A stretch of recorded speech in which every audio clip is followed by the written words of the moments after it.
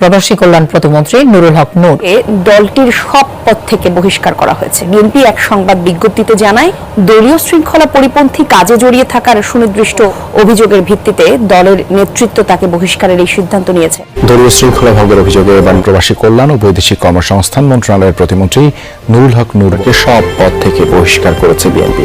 মঙ্গলবার দলের সিনিয়র যুগ্ম মহাসচিব অ্যাডভোকেট রুহুল কবির রিজভী স্বাক্ষরিত এক বিজ্ঞপ্তিতে তথ্য জানানো হয়। ভিপিনুর কট খাওয়ার পর এবার ফেঁসে গেছেন। দর্শক, কল্পনা সত্য হচ্ছে।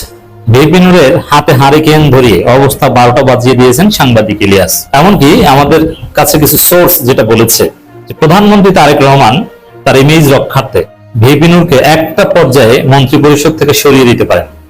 নুরু সম্প্রতি ডলি নামে আরেকজন নারী ক্যাশিয়ার নিয়োগ দিয়েছেন, যার মাধ্যমে বিভিন্ন তদবির বাণিজ্যের টাকা সংগ্রহ করা হচ্ছে। ডলি এখন দলের গুরুত্বপূর্ণ ভূমিকা পালন করছেন, তবে তার এই অর্জনের জন্য তাকে অনেক কিছু বিসর্জন দিতে হয়েছে। এটা 15 দিন বিপিনুরের বাসায় ছিল, এটা রাজসাক্ষী আমি। নারীবাজি, দখল এবং চাঁদাবাজির পাশাপাশি নুরু এখন মাদক ব্যবসারও নিয়ন্ত্রণ করছে। টেকনাফ থেকে পটুয়াখালী পর্যন্ত গণ অধিকার পরিষদের সংগঠনের নামে নুরু গড়ে তুলেছে এক মাদক সিন্ডিকেট। এই মানুষটা যখন বড় বড় গল্প করে, বড় বড় কথা কয়, তখন আপনারাই বলেন আপনাদের কি করতে ইচ্ছা করে। আমার হিসেবে তো এইবার পুরোপুরি ফাইসা গেছে বাইনকার চিপায়। কথায় আছে, পিপিলিকার পাখা গজায় মরিবার তরে। বিপিনুরের অবস্থা হয়েছে ঠিক তেমনই। একটা মানুষ ক্ষমতার লোভে কতটা অন্ধ হতে পারে সেটা এই বিপিনুরকে দেখলেই বোঝা যায়। তিনি ক্ষমতায় বসে ক্ষমতার অপব্যবহার করে বাংলাদেশ জামাত ইসলামীর রাজনীতি চিরতরে বন্ধ করতে গিয়ে এবার তিনি তার নিজের গদি হারাতে বসেছেন। ক্ষমতার পাওয়ার আর দাপট দেখিয়ে এতদিন যেই সমস্ত দুর্নীতি এবং অন্যায় অপকর্ম এই বিপিনুর করেছেন, তার সেই সমস্ত দুর্নীতি, অন্যায়, অপকর্ম এবার সরাসরি ফাঁস করে দিয়েছেন সাংবাদিক ইলিয়াস হাসান। তার এই দুর্নীতি, অন্যায় এবং অপকর্ম ফাঁস হওয়ার পরই সামাজিক যোগাযোগের মাধ্যমে একটাই গুঞ্জন, একটাই আলোচনা, একটাই সমালোচনা যে এই বিপিনুরের পদত্যাগ চাই এবং তাকে রাজনীতি থেকে চিরতরে সরিয়ে দেওয়া হোক। যে কারণে এই অসামাজিক কর্মকাণ্ডে লিপ্ত থাকার কারণে এবার প্রতিমন্ত্রী নুরুল হক নূরকে তার পদ থেকে তাকে সরিয়ে দিচ্ছেন বাংলাদেশের প্রধানমন্ত্রী তারেক রহমান। দর্শক, এ বিষয়ের কিছু অংশ ভিডিওর শুরুতে শিরোনামে আপনারা দেখেছেন, বিস্তারিত পুরো ভিডিও জুড়ে। তার আগে আমার একটা অনুরোধ, যারা আমাদের চ্যানেলে নতুন আসছেন চ্যানেলটি সাবস্ক্রাইব করে ওয়াল ক্লিক করে বেল আইকনটি বাজিয়ে দিন। দর্শক, চলুন দেখে আসি রাজনীতির মহলে কি হতে চলেছে। এই বিপিনুরের বিরুদ্ধে কি কি গোপন তথ্য ফাঁস হয়েছে এবং তিনি কত বড় বিপদে পড়তে যাচ্ছেন সেটা আপনারা পুরো ভিডিওটা দেখলেই বুঝতে পারবেন। ভিডিওটা অত্যন্ত গুরুত্বপূর্ণ, তাই ধৈর্য ধরে একটি লাইক এবং পুরো ভিডিওটা শেষ পর্যন্ত দেখতে থাকুন। গল্পের শুরুটা করা যাক একদম সোজা দাবি দিয়ে।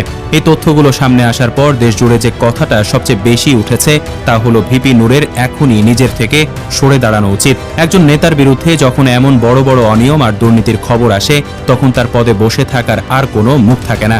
সাধারণ মানুষের পরিষ্কার কথা, তিনি যদি নিজে থেকে সরে না যান, তবে সরকারের প্রধানের উচিত তাকে দল বা পদ থেকে বের করে দেয়া। কারণ সত্যি গোপন করে চেয়ার আঁকড়ে রাখার দিন এখন আর নেই। ঠিক এই জায়গাতেই বিরোধী দলগুলোর জন্য বড় একটা সুযোগ তৈরি হয়েছে। সাংবাদিক ইলিয়াস হোসেনের এই তথ্যকে জামায়াত ইসলামী এবং এনসিপির মতো দলগুলোর জন্য রাজনীতিতে জেতার একটা বড় সুযোগ বা চাল হিসেবে দেখা হচ্ছে। রাজনীতিতে দেখা যায়, প্রতিপক্ষ যখন কোনো কেলেঙ্কারিতে পড়ে তখন নিজের অবস্থান শক্ত করার দারুণ সুযোগ পাওয়া যায়। জামায়াত ও এনসিপি যদি এই দুর্নীতির তথ্যগুলো সঠিক সময়ে আর বুদ্ধি করে কাজে লাগাতে পারে, তবে দেশের রাজনীতিতে একটা বড় সড়ো উলটপালট ঘটে যেতে পারে। কিন্তু এই পুরো ঘটনায় সবচেয়ে বড় প্রশ্ন উঠেছে দেশের বড় বড় টিভি চ্যানেল আর পত্রিকার ভূমিকা নিয়ে। দেশের মূলধারার মিডিয়াগুলো কেন এই বড় খবরটা নিয়ে একদম চুপচাপ? অভিযোগ উঠেছে দেশের বড় বড় নিউজ চ্যানেলের একটা বড় অংশ বিএনপি বা কোনো নির্দিষ্ট গোষ্ঠীর কথায় চলে।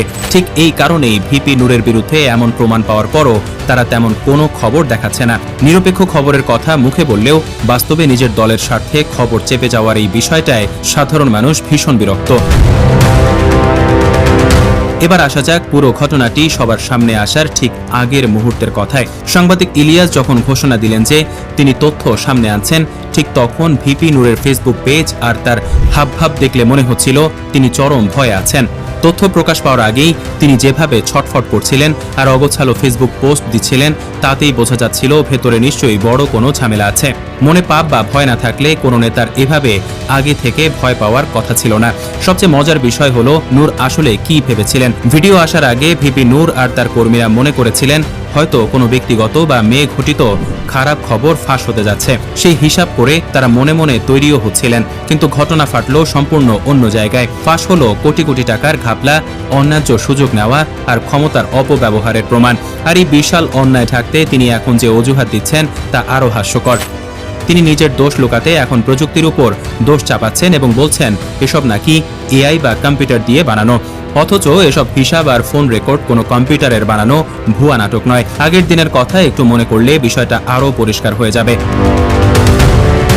আগে দেখা যেত রাজপথে নূরের ওপর কোনো হামলা বা ছোটখাটো ঘটনা ঘটলেই তিনি সাথে সাথে লাইভে আসতেন, কান্নাকাটি করতেন বা বড় প্রতিবাদ গড়ে তুলতেন। কিন্তু এখন যখন তার নিজের নানাবিধ আকাম আর দুর্নীতির প্রমাণ একের পর এক সামনে আসছে তখন তিনি একদম চুপ।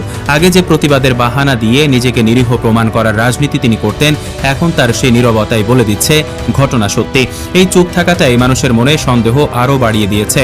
আরও একটা বিষয় খেয়াল করার মতো, নূর যখনই কোনো বিপদে পড়েন বা কেউ তার সমালোচনা করে তখনই তিনি অনলাইন সাংবাদিক বা ইউটিউবারদের ছোট করে কথা বলা শুরু করেন, তাদের কাজকর্মকে ভুয়া বা ফালতু বলে উড়িয়ে দেওয়ার চেষ্টা করেন। কিন্তু মূল মিডিয়া যেখানে চুপ, সেখানে যে এই অনলাইন মানুষগুলোই সত্যিটা সামনে আছে সেটা তিনি সহ্য করতে পারছেন না। বিপদে পড়লে অন্যকে ছোট করা আর সত্যি বলা মানুষের উপর রাগ দেখানো এখন তার অভ্যাসে পরিণত হয়েছে। ইলিয়াসের দেওয়া তথ্যে শুধু নূরের নিজের কথাই বলা হয়নি, বরং তার পাশে থাকা কাছের একদল মানুষের নাম আর কাজকর্মের প্রমাণ তুলে ধরা হয়েছে। নূরের পাওয়ার ব্যবহার করে কিভাবে এই কাছের মানুষগুলো তেলবাজি, ক্ষমতার দাপট দেখানো আর মাদকের কারবারের মতো খারাপ কাজ করে গেছে তার সব প্রমাণ সামনে এসেছে। নূরের মতো একজন নেতার ছায়ায় থেকে এসব অপরাধী কিভাবে এতদিন পার পেয়ে গেল তা ভাবলেও অবাক হতে হয়। আজকে নূরের এই অবস্থা দেখে একটা কথা খুব মনে পড়ে, রাজনীতিতে হুট করে উঠে আসা সহজ, কিন্তু নীতি বজায় রেখে টিকে থাকা অনেক কঠিন। সাধারণ শিক্ষার্থীরা তাকে বিশ্বাস করে রাজপথে নেমেছিল, নিজের জীবন বাজি রেখেছিল, ভেবেছিল তরুণ নেতৃত্বের হাতে হয়তো দেশ ও রাজনীতি বদলাবে। কিন্তু ক্ষমতার সামান্য গন্ধ পেয়ে বা টাকার লোভে যখন একজন নেতা এভাবে বদলে যান তখন সবচেয়ে বেশি কষ্ট পায় সেই সাধারণ মানুষগুলো যারা তাকে নিঃস্বার্থভাবে ভালোবেসেছিল। এছাড়া নূরের রাজনৈতিক ভবিষ্যৎ এখন একদম অন্ধকারের মুখে। যখন একজন রাজনৈতিক নেতার উপর থেকে জনগণের ভরসা উঠে যায় তখন কোনো দল বা ক্ষমতা তাকে বাঁচাতে পারে না। তিনি যদি ভেবে থাকেন এআই বা প্রযুক্তির বাহানা দিয়ে এই বিশাল কেলেঙ্কারি থেকে বেঁচে যাবেন তবে তা হবে তার জীবনের সবচেয়ে বড় ভুল। কারণ মানুষ এখন আগের চেয়ে অনেক বেশি চালাক, তারা সত্যি আর মিথ্যার তফাৎ খুব ভালোভাবেই বোঝে। এদিকে এই ঘটনাটা আমাদের দেশের বাকি তরুণ নেতাদের জন্য একটা বড় শিক্ষা। তরুণ বয়সে জনপ্রিয়তা পাওয়া সহজ, কিন্তু সেই জনপ্রিয়তা দিয়ে নিজের বা বন্ধুদের পকেট ভারী করার চিন্তা করলে পতন কত দ্রুত হতে পারে নূরের বর্তমান অবস্থায় তার বড় প্রমাণ। নীতি হারিয়ে ফেললে রাজনীতির ময়দান থেকে কিভাবে মুছে যেতে হয় ইতিহাস বারবার আমাদের সেই শিক্ষাই দিয়েছে। শেষ পর্যন্ত এই পুরো ঝামেলা দেশের রাজনীতিকে কোন দিকে নিয়ে যায় তা নিয়ে বড় একটা প্রশ্ন থেকে যাচ্ছে। জামায়াত ও এনসিপির মতো দলগুলো এখন এই সুযোগটা কিভাবে কাজে লাগায় তার উপর অনেক কিছু নির্ভর করছে। তারা কি এটা দিয়ে কেবল নূরের পতন ঘটাবে নাকি পুরো রাজনীতিতে নতুন কোনো খেলা শুরু করবে? রাজনীতিতে কোনো কিছুই চিরস্থায়ী নয়। এক সময়ের জনপ্রিয়তা যে চোখের পলকে ধুয়ে যেতে পারে এই ঘটনা তারই স্পষ্ট সংকেত।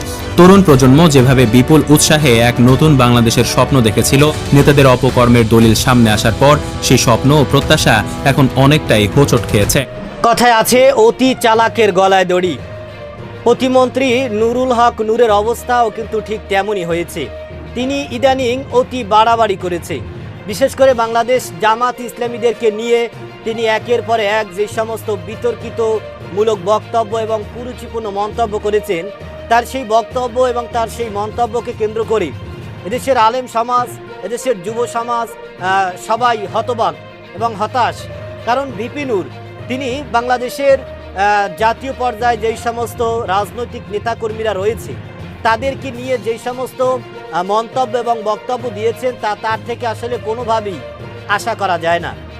কারণ বাংলাদেশের জামাত ইসলামীর যেই সংসদ সদস্য মুফতি আমির হামজা, তিনি নাকি ওয়াজ করতে পারবে না, নামাজ পড়তে পারবে না, তাকে খুতবা দেওয়া তো দূরের কথা, তাকে নামাজ পড়াতে নিষিদ্ধ এবং বন্ধ করতে চায় এই ভিপি নূর। বিপি নূর সূরা ফাতিহা পড়তে গিয়ে তার শরীর ঠিক থাকে না, সে একজন মুফতি, একজন আন্তর্জাতিক পর্যায়ে একজন আলেমকে নিয়ে তার এ ধরনের মন্তব্য, রাজনৈতিক ভাষা এবং রাজনীতিভাবে তার যে সমস্ত রাজনীতিবিদ হওয়ার কারণে তার মুখে আসলে এ ধরনের কোনো বক্তব্য, এ ধরনের কোনো মন্তব্য মানায় না, যে কারণে তার এই বক্তব্যের তীব্র নিন্দা এবং প্রতিবাদ জানিয়েছেন বাংলাদেশের সর্বস্তরের রাজনৈতিক নেতাকর্মীরা। এবং এই বিপি নূর তিনি ক্ষমতায় বসে ক্ষমতার মসনদ দখল করে একের পর এক যেই সমস্ত দুর্নীতি এবং অন্যায় অপকর্ম তিনি করেছেন, তার সব ধরনের দুর্নীতি অন্যায় অপকর্ম ইতিমধ্যে কিন্তু সাংবাদিক ইলিয়াস ফাঁস করে দিয়েছেন।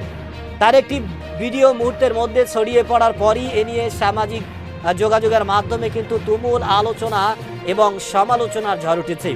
এদেশের মানুষের দাবি যে এই সমস্ত অসামাজিক কর্মকাণ্ডে এবং এই সমস্ত দুর্নীতি, এই সমস্ত অন্যায় অপকর্মের সাথে যদি এই প্রতিমন্ত্রী বিপি নুরুল হক নূর যদি সরাসরি জড়িত থাকে, তাহলে তার নিজের থেকেই তার পদত্যাগ করতে হবে, তার পদ থেকে তার সরে যেতে হবে। যদি তিনি তার পদ থেকে সরে না যান, তাহলে বাংলাদেশের নবনির্বাচিত প্রধানমন্ত্রী তারেক রহমান তাকে তার গদি থেকে, তাকে তার পদ থেকে সরিয়ে দিতে বাধ্য হবেন। কারণ আপনারা জানেন জামাতের একজন এমপি তিনি এ ধরনের অসামাজিক কর্মকাণ্ডে লিপ্ত হয়েছিল এবং মুহূর্তেই কিন্তু জামাতের পক্ষ থেকে তাকে তার মন্ত্রী থেকে, তার এমপি থেকে কিন্তু তাকে সরিয়ে দেওয়া হয়েছে। সুতরাং এদেশের মানুষের দাবি যে বা যাহারাই সরকারি দল হোক, বিরোধী দল হোক, যারাই এই সমস্ত দুর্নীতি করবে, এই সমস্ত অন্যায় করবে, এই সমস্ত অপকর্মের সাথে জড়িত থাকবে, আমাদের সকলের দাবি তাদেরকে সেই পদ থেকে, তাদেরকে সেই দল থেকে বহিষ্কার করতে হবে। বাংলাদেশে কোনো ধরনের কোনো দুর্নীতি, কোনো ধরনের কোনো অন্যায় অপকর্ম করে পিছনে যারা পার পেয়েছে, সামনে যাতে করে আর কেউই পার না পায়, এটাই এদেশের জনগণের দাবি সরকারের কাছে। এবং আপনার কি মতামত, আপনার কি দাবি? এই বিপি নূর তিনি যে সমস্ত অন্যায় করেছেন, যে সমস্ত অপরাধ করেছেন, এতে করে তার কি বিচার হওয়া উচিত? আপনার কি মতামত সেটা আমাদের কমেন্ট সেকশনে অবশ্যই জানাবেন। আজ এ পর্যন্তই। সুস্থ থাকবেন, ভালো থাকবেন। দেখা হবে আগামী কোনো ভিডিওতে, কথা হবে নতুন কোনো বিষয় নিয়ে। সে পর্যন্ত ভালো থাকবেন। খোদা হাফেজ।